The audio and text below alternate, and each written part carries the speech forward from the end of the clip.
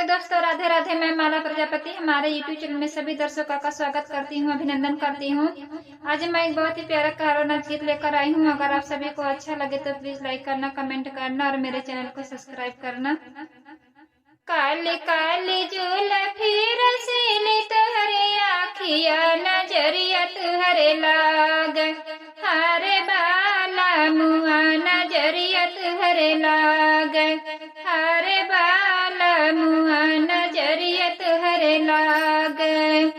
काली काली जुल्फी रसीली तुहरी आखिया, नजरिया तुहरे लाग, हरे बाला मुआ नजरिया तुहरे लाग, हरे बाला मुआ नजरिया तुहरे लाग। पूर्व के देशवा से आवेला बाबना नजरिया झरे वाला, हरे बाला मुआ नजरिया झरे वाला। पूरब के देशवा से आवेला बाबनवा नजरिया झरे वाला, हरे बाला मुआ नजरिया झरे वाला, हरे बाला मुआ नजरिया झरे वाला। बाभना तमांग धन 10 20 25 दाई ढार, हरे बाला मुआ 25 दाई ढार, हरे बाला मुआ 25 दाई ढार। काली काली जुल्फी रसीली तुहरे आखिया, नजरिया तुहरे लाग, हरे बाला मुआ नजरिया तुहरे लाग, हरे बाला मुआ नजरिया तुहरे लाग। पूरब के देशवा से आवेला फकीरवा नजरिया झरे वाला, हरे बाला मुआ नजरिया झरे वाला। पूरब के देशवा से आवे फकीरवा नजरिया झरे वाला, हरे बाला मुआ नजरिया झरे वाला, हरे बाला मुआ नजरिया झरे वाला।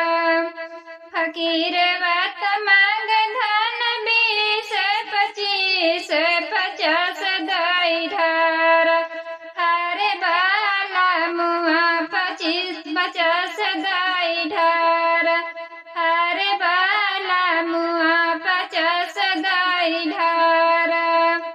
काली काली जुल्फी रसीली तुहरे आखिया, नजरिया तुहरे लाग, हरे बाला मुआ नजरिया तुहरे लाग, हरे बाला मुआ नजरिया तुहरे लाग।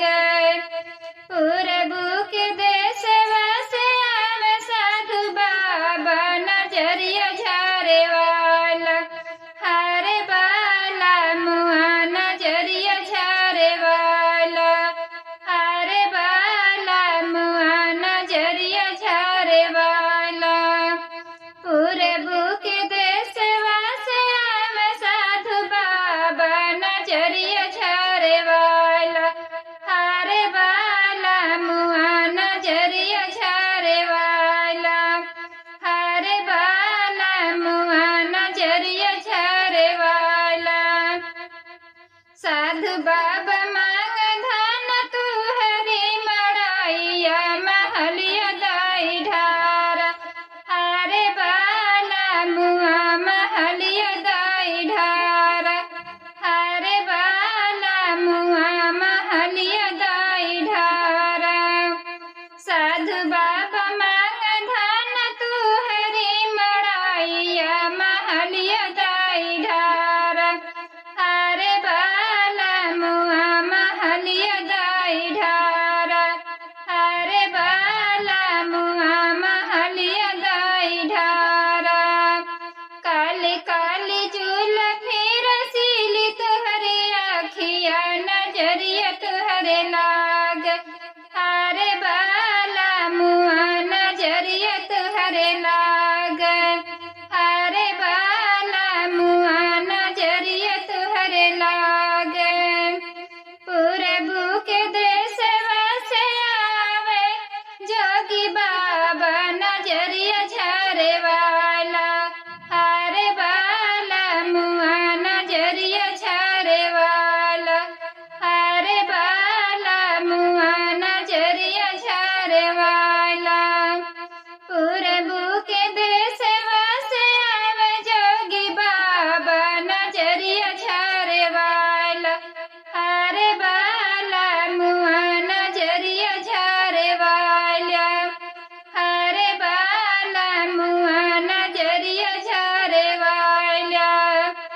जोगी बाबा मांग धन तू हरी सुरतिया नदिया दाई ढार हरे बाला मुआ नदिया दाई ढार जोगी बाबा मांग धन तू हरी सुरतिया नदिया दाई ढार हरे बाला मुआ नदिया दाई ढार हरे बाला मुआ नदिया दाई ढार कालिका